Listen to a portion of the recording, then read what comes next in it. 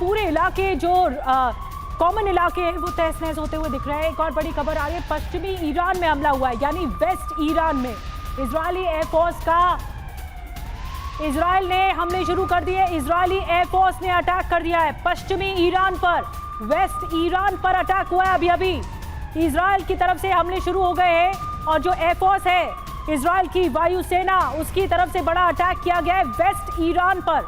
अभी अभी हमें जानकारी मिल रही है, अब तक तो ईरान के हमले देखे जा रहे थे बैलिस्टिक मिसाइल से, लेकिन अब इजराइल ने हमले शुरू किए हैं, ईरान पर हमला किया है। ये युद्ध अपने चरम पर पहुंच गया है इस वक्त, अब बहुत ज्यादा भीषण होता चला जा रहा है युद्ध, जानकारी मिल रही है इस वक्त। तो देखिए एक और बहुत बड़ी खबर आ रही है आपके सामने टीवी स्क्रीन पर।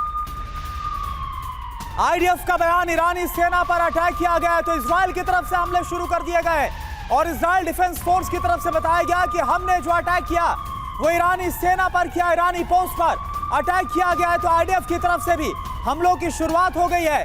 वो हमले जो ईरान ने किया उसका जवाब इजराइल ने देना शुरू कर दिया है। और देखिए हमारे साथ खास मेहमान मौजूद हैं। अमिताभ सर, मैं आपसे समझना चाहूंगा, ये तो होना था, अमेरिका अगर ईरान पर हमला करेगा तो ईरान जवाब देगा और ईरान के लिए आसान था इजराइल को टारगेट पर लेना, और इजराइल की तरफ से अब जो किया जा रहा है कैसे आप देखें, कहां पर जाकर ये सब कुछ रुकेगा, क्या आपका एनालिसिस सर? देखिए अब इजराइल जो है वो उसको फ्री हैंड मिल गया है। एक तरह से अमेरिका के अटैक ने उसके जितने भी अटैक पहले थे उसको जस्टिफाई कर दिया है।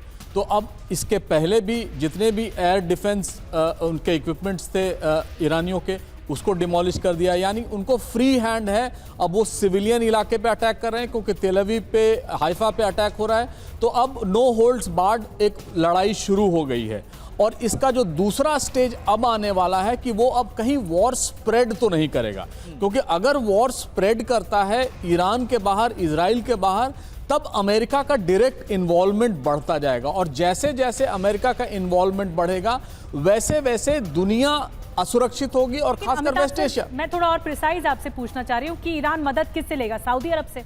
किससे मदद लेगा? अब क्या ईरान के पास है अभी, अगर वो अकेला लड़ रहा है? जी, ईरान की मदद के लिए अब कोई आने वाला नहीं है। ईरान अपने आप में जितना कर सकता है वो करेगा, क्योंकि इस समय रूस जो उसका सबसे बड़ा बैकर है वो भी यूक्रेन वॉर में इन्वॉल्व है। चीन किसी भी तरह अपने इकोनॉमिक इंटरेस्ट को हर्ट करके ईरान का सपोर्ट नहीं करेगा। अब ईरान अलग थलग पड़ गया है, अकेला पड़ गया है, जो उसके प्रॉक्सीज थे वो भी खत्म हो गए हैं। अब सिर्फ यही हो सकता है कि स्लीपर सेल जो हिजबुल्लाह के हों, हमास के हों, हूती के हों, वो कहीं अमेरिकन इंटरेस्ट में वेस्ट एशिया में अटैक कर दें तो ये और भीषण होगा। और मैंने पहले भी कहा कि अगर बॉडी बैग्स अमेरिकन देखेंगे अपने सोल्जर्स का तो वहां भी एक रिजेंटमेंट ट्रम्प के खिलाफ होगा।